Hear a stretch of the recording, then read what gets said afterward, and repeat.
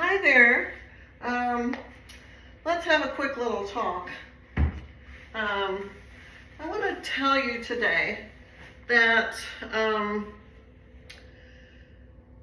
don't know how far you are out from your abusive, narcissistic experience, but I will say that there's no timeline on it. It could take months, or it could take years. I have clients that have been in recovery, struggling with all kinds of manifestations of their trauma and like CPTSD for over 10 years. And I don't say that to scare you, but I think you need to take this whole experience after a discard or after escaping from a person with cluster B disordered like narcissistic abuse. I think you really kind of have to find a way to just go one day at a time with the very clear goal in front of you that this is an opportunity for you to do self-improvement and to learn to do all of the things that you needed to do maybe a long time ago that made you perhaps a little bit vulnerable to these kinds of disordered people.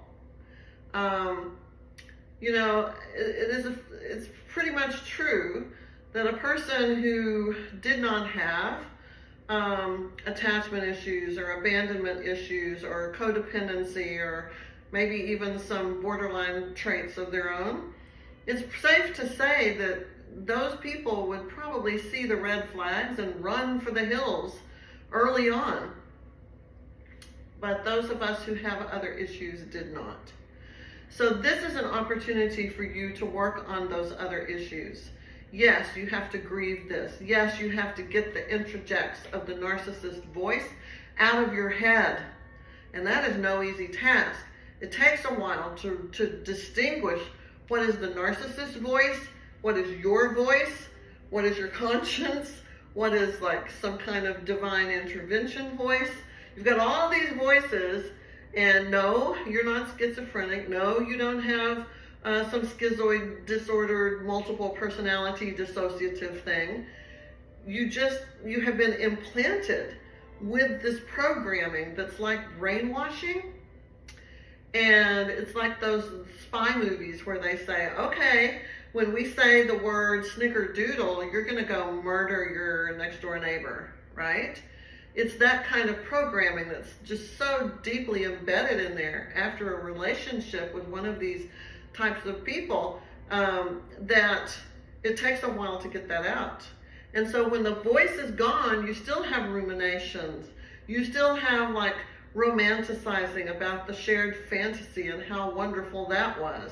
You still have a lot of things going on that need to be addressed, like your ability to self-validate without turning to external forces to give you meaning and to make you feel whole and to make you happy. You have to be responsible for your own emotions and for the regulation of those emotions. And you're getting better when you can spend time alone. You're getting better when you can be happy just alone without having to have another person make you happy. You know how to make yourself happy, and you have some kind of inner peace, and you're comfortable with yourself. It takes a while to get to that place, and it takes a while to get all the poison out, all of the brainwashing and entrainment.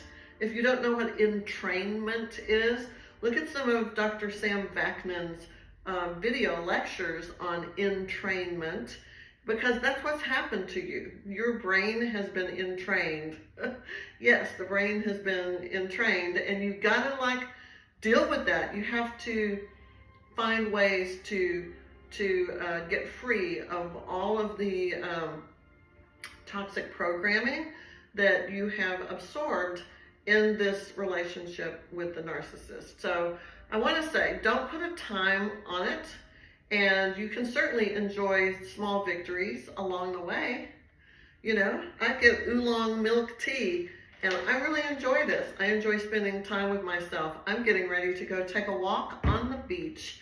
Well, not on the beach, but on the sidewalk parallel to the beach. Maybe I'll get brave and walk out onto the pier. They've been doing a little work out there. I feel like sometimes it might just crumble. I'm not sure it's the most stable pier in California over there, but yeah, I'm gonna get some sunshine because I'm grateful for that today. It's not that we have sunshine every day in the Bay, so when the sun does come out, you gotta go and get out. So that's what I'm gonna do. And that's all part of my self-care regimen, to be happy with myself, to enjoy my day, to enjoy the world around me and nature and everything. I experience it on a very spiritual, sensual, psychological way, you know, in many different ways. It feeds me so that I am full and I'm not hungry and ready to accept breadcrumbs and scraps from the narcissist, which is what we all do when we're in that fantasy. We just are like the little dog that sits there waiting for them to throw us a little scrap, and then we think, yum, this is the best thing ever. We're gonna beg for more. We don't want to do that, right? We don't want to be beggars. We don't want to be puppies. We want to be people, and we want to be people who are happy and healthy and whole. And so we can work on that, and we can get there. This is the month 5 years ago when I was discarded. And I can say that that person I was in the shared fantasy for nearly 2 decades. My husband was part of my life, and I was in that shared fantasy. And so, of course, I was utterly annihilated when it happened. But 5 years later, I have a much healthier, happier perspective about what happened. And I can talk about it in ways that I think are encouraging for the rest of you who are at that place. And I've been at that place where you don't believe it. You think, oh my gosh, I can't do this. I don't know how to do this. My life is ruined. It's over. Boo-hoo, and all of that, you know. Your life has been ruined, and that life you had, it is over. And you just have to accept that and stop dreaming that it's not going to be, or that you're going to be able to recapture it or recreate it. Let's hope not. You don't want to recreate something that is sandcastles built on quicksand. You want to build something on a strong foundation, mutual respect, trust, and, of course, sanity. All right, it's time for me to take my tea and take off down to the water.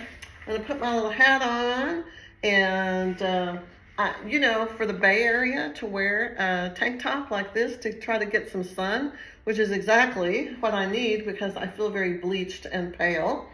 The UV here in the Bay is like 0, but today it's out, so I'm gonna try to go capture some sun rays, and it's gonna be glorious.